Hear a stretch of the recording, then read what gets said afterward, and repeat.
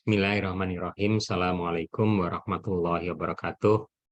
Salam sehat dan salam sejahtera untuk kita semua. Perkenalkan, saya Wahyu Apianto, mahasiswa Sekolah Bisnis Institut Pertanian Bogor, ingin menyampaikan materi mengenai agensi teori, di mana ini merupakan bagian dari tugas individu untuk mata kuliah Manajemen Keuangan dan Investasi Lanjutan. Sebagai sumber referensi utama di dalam materi ini adalah artikel yang berjudul Theory of the Firm, Managerial Behavior, Agency Cost, and Ownership Structure. Artikel ini ditulis oleh Michael Jensen dan juga William McLean. Artikel ini dimuat pada Journal of Financial Economics tahun 1976. Namun selain artikel ini juga saya coba lengkapi dengan artikel lain yang berjudul Agency Theory, An Assessment and Review, dan juga Agency Theory and Corporate Governance. Namun di dalam pembahasan selanjutnya, nanti saya akan lengkapi dengan suatu kondisi empiris, di mana sejalan dengan rencana penelitian saya mengenai optimalisasi value bank digital, nanti kita akan lihat bagaimana struktur kepemilikan dan hubungan antara principals dengan agent di salah satu bank digital di Indonesia, yaitu Bank Jago. Latar belakang yang ada di dalam penyusunan artikel yang ditulis oleh Jensen dan McLean adalah beberapa teori yang sudah ada pada saat itu. Misalnya mengenai property rights atau hak kepemilikan.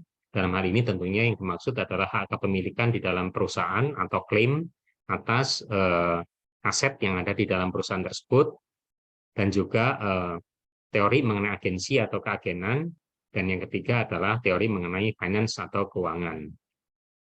Jensen dan McLean kemudian membawa suatu konsep baru terkait struktur kepemilikan dalam suatu perusahaan yang kemudian dikenal dengan nama agensi teori, dan ini masih relevan sampai sekarang dalam bidang keuangan, tata kelola, dan juga teori organisasi.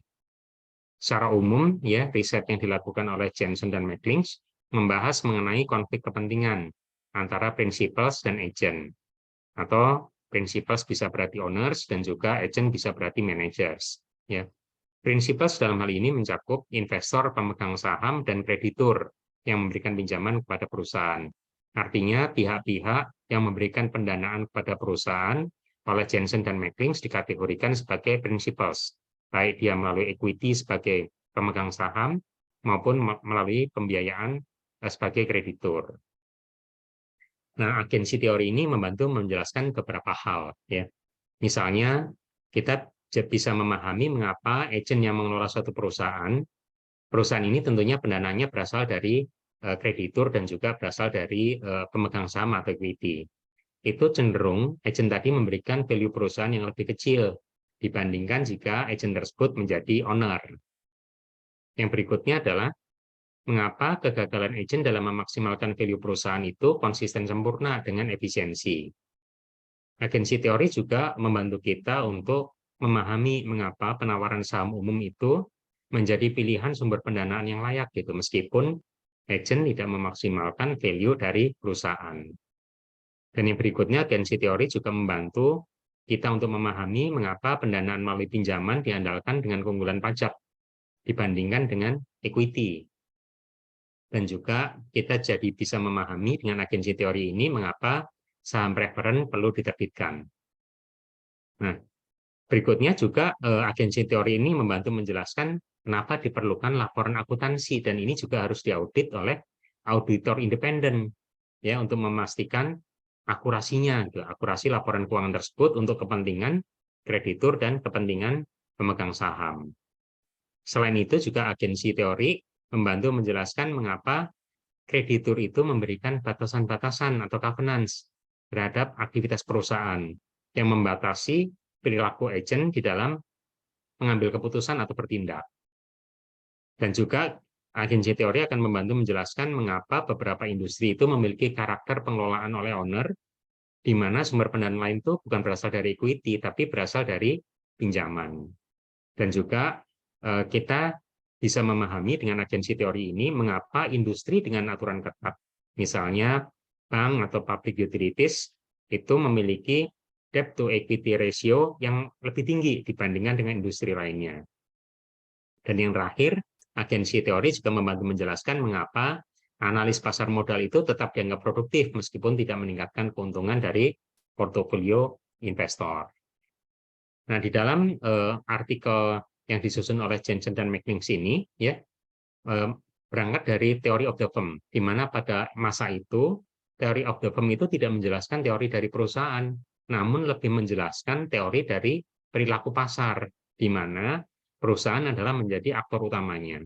Dan perusahaan itu diibaratkan sebuah kotak hitam yang beroperasi memproses input menjadi output, ya, tanpa ada penjelasan bagaimana konflik tujuan dari partisipan-partisipan yang berkepentingan dalam perusahaan itu bisa diselesaikan dalam suatu kesetimbangan.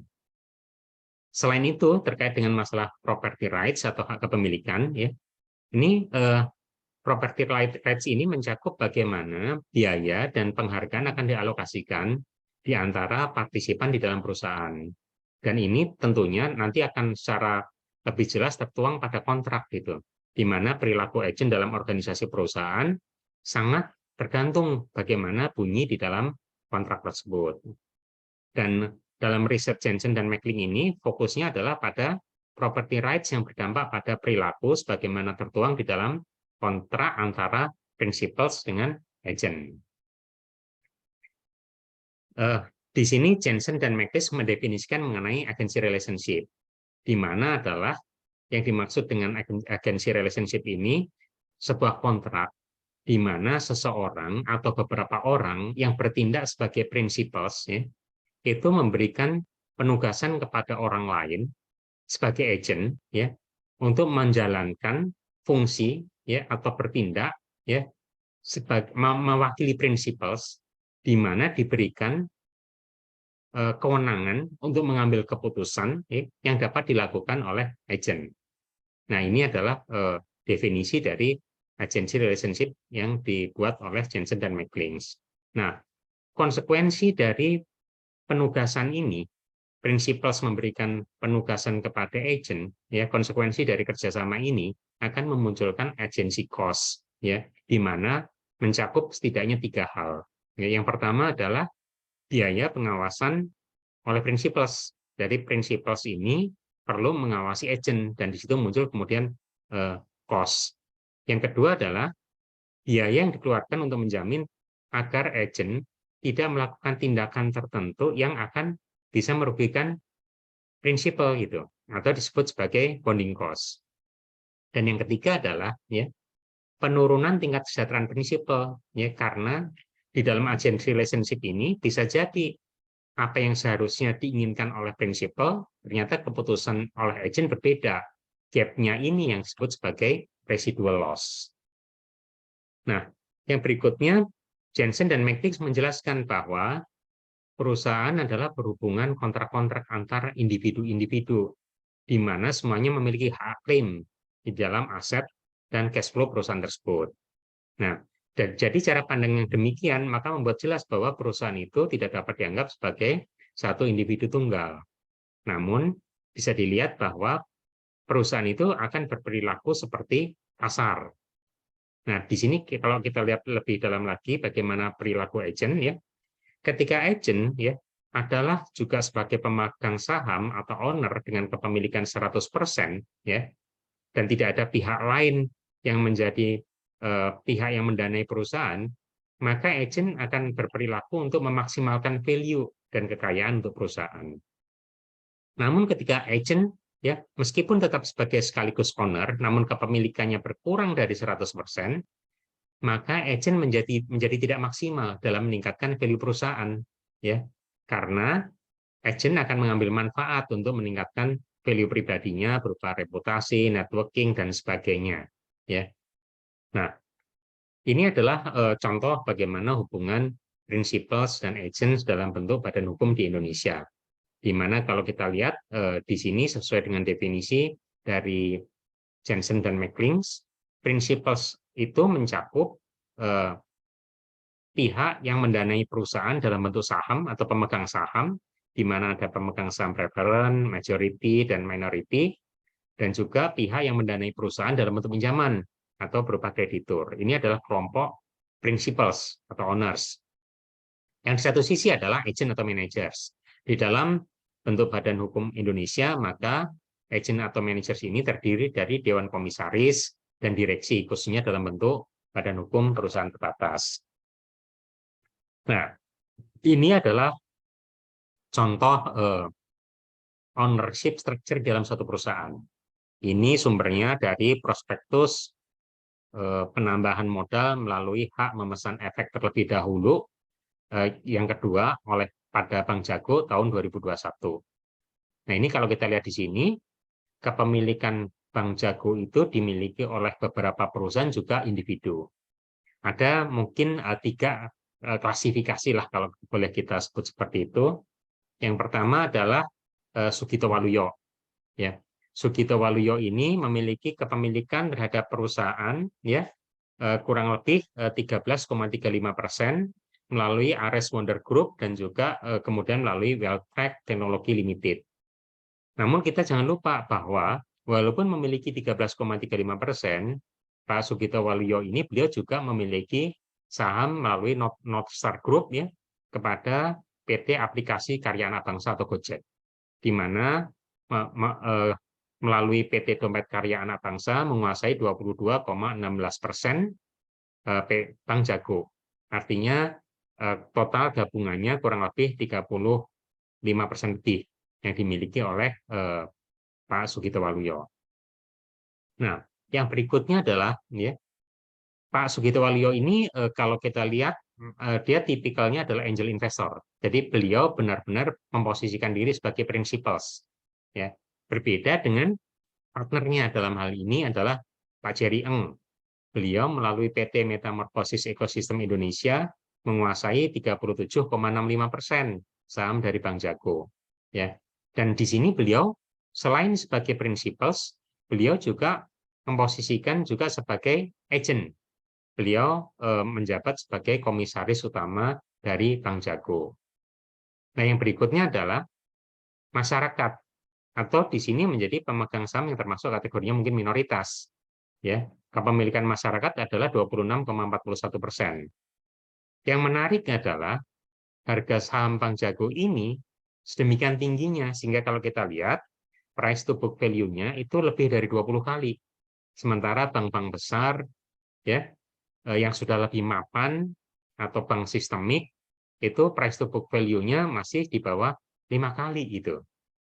Nah, sehingga menarik untuk diteliti apakah komposisi antara principals ya dan agent, dan principals yang menjadi agent yang diyakini bisa membangun ekosistem ya untuk membesarkan bank digital Bank Jago ini, itu yang membuat investor yakin sehingga menggerakkan price to book value-nya menjadi bisa lebih dari 20 kali. Hal inilah yang menarik untuk diteliti di dalam struktur kepemilikan di dalam perusahaan kaitannya dengan valuasi dari bank digital. Nah, kesimpulan dari agensi teori ini adalah bahwa ya pada akhirnya memang yang penting adalah pengaturan kontrak gitu antara principals dengan agent ya, di mana ini memang merupakan isu penting yang dibahas di dalam agensi teori. Pengaturan kontrak tersebut kemudian berkembang menjadi suatu ilmu tersendiri, yaitu good corporate governance. Dan pengaturan kontrak ini seperti tadi nexus of the firm itu ada banyak sekali kontrak-kontrak di dalam perusahaan, termasuk di dalamnya adalah tata kelola, SOP dan sebagainya. Ya, bukan hanya kontrak yang langsung tertulis antara pemegang saham dengan direksi atau dengan agen. Dan agensi teori ini juga teori ini bermanfaat untuk mendesain tata kelola perusahaan yang baik, yang sekarang dikenal dengan nama prinsip-prinsip keterbukaan, akuntabilitas, pertanggungjawaban, profesional, kewajaran, dan sebagainya. Dan juga ketika kita ingin meyakinkan bahwa suatu perusahaan itu berjalan dengan baik, dikelola oleh agent dengan baik, ya, maka dilakukan penilaian di dalam implementasi good corporate governance tersebut, di mana kemudian mencakup aspek governance structure, governance process, dan juga governance outcome. dalam hal memastikan GCG tersebut berjalan dengan baik di perusahaan, maka dilakukan oleh audit, ya, karena governance outcome-nya adalah laporan keuangan, dan auditor ini adalah pihak independen yang memastikan kinerja agen, ya, untuk kepentingan principals, baik untuk kepentingan pemegang saham maupun kreditur, pemegang saham mayoritas, pemegang minoritas, semua kepentingan tersebut terwakili dengan adanya auditor independen yang memeriksa pelaksanaan tugas dari agen di dalam menjalankan perusahaan. Demikian pemaparan sedikit materi mengenai agensi teori. Terima kasih atas perhatian semuanya. Assalamualaikum warahmatullahi wabarakatuh.